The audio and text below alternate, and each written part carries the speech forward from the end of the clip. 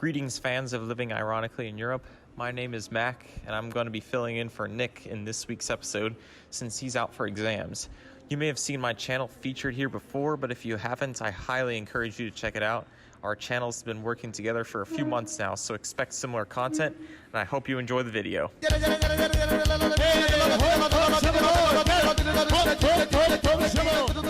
Estonia, Latvia, and Lithuania are collectively known as the Baltic States. You've probably heard of them, especially if you've been watching my content, or perhaps you saw something on the news that Russia is trying to gain influence in one of these countries. So why are these three countries so important in global geopolitics, and why are they a cause for a great deal of tension between the West and Russia? These answers may surprise you. Here's an abridged history of the Baltics over the past 100 years to give you an idea of where they have arisen from. The three Baltic countries each declared independence from the Russian Empire at different points in 1918, with Lithuania being first, followed by Estonia and Latvia. Their independence was challenged by the up-and-coming Red Army, but with the help from international forces, they secured their independence in the early 1920s.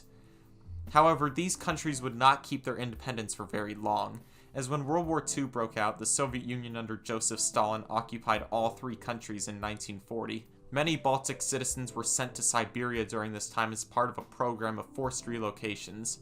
After a brief Nazi occupation starting in 1941, the Soviets were able to reclaim the region in 1944. Unsurprisingly, the people of Estonia, Latvia, and Lithuania did not view their time in the Soviet Union as a positive, and today it is referred to as a time of continued occupation. Once again, the Baltic states would have the opportunity to gain their independence, as the Soviet Union was falling apart. Lithuania restored independence on the 11th of March 1990, Estonia on the 20th of August 1991, and Latvia on the 21st of August 1991. Since then, the three countries have joined the NATO alliance and the European Union, with all joining both in the same year, 2004. This was part of a goal in these countries to become reintegrated with the West in terms of economics, military, and culture. So far, this has succeeded, as the three Baltic states fare much better in terms of gross domestic product per capita, human development index, and standard of living, among other indexes, than all other post-Soviet states and their former satellites. The market economy in each country is strong, with Estonia being of particular interest, as many international companies, including Skype, were started there. So today the Baltic states are in good shape, right? Taking a look at the demographics of these countries can give a much clearer picture of where they may be headed. The ethnic composition of each country consists of a majority titular ethnicity, with sizable minorities of other ethnic groups. Estonia is around 68% Estonian, Latvia around 62.5% Latvian, Lithuania around 86% Lithuanian, you get the idea. However, something may have surprised you about Estonia and Latvia. Their titular ethnicities make up less than 70% of their total population. This is due to both countries having around 1/4 of their population identifying as Russian. Though Lithuania is only around 4.5% Russian, all three countries' Russian populations will become important in looking into the geopolitics of the region.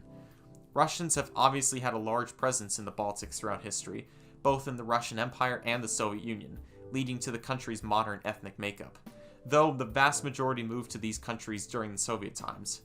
Not too long ago, Germans were a major ethnic group in the region, as Germanic states and dynasties ruled the area until the Russians established their presence there. Anyways, it's important now to look at other demographic factors, namely growth rates, birth rates, and population pyramids.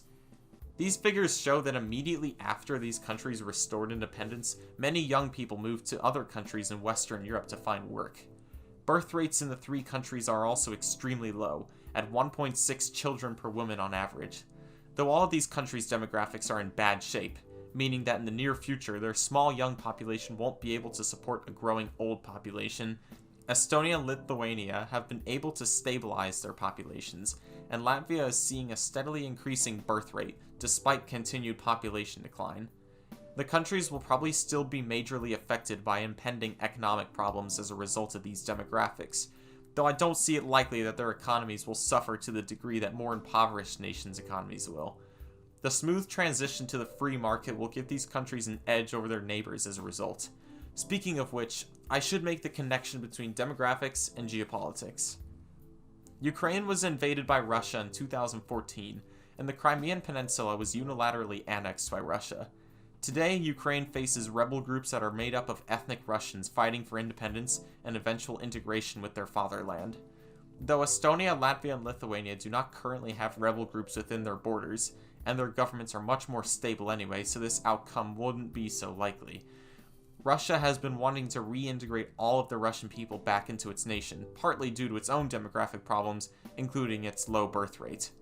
Acting in this manner in recent times is very telling, as Russia is racing against the clock to establish its presence in these areas before the nation will inevitably turn inward to solve its aging crisis. Whether Russia can succeed in their goals in the Baltics depends on how willing its allies in NATO are to defend them. All three Baltic countries, especially Estonia, are home to many NATO and United States military bases, as the region is very strategic in the balance of power between the West and Russia.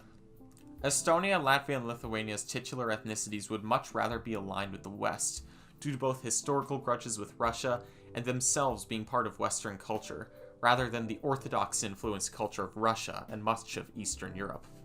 Really, the future of the Baltics depends on how willing Russia is to expand its borders to its diaspora in this region, and how willing the West is to defend its allies. The Baltic states' importance in international geopolitics cannot be understated.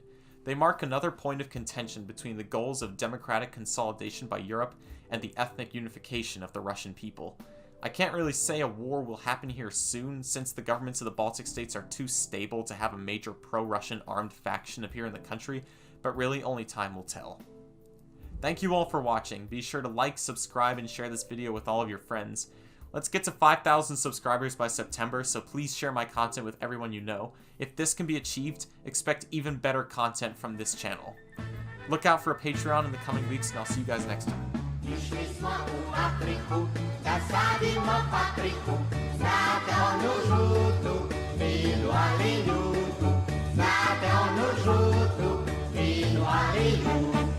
Jednog grba Kamila odmah se pomama.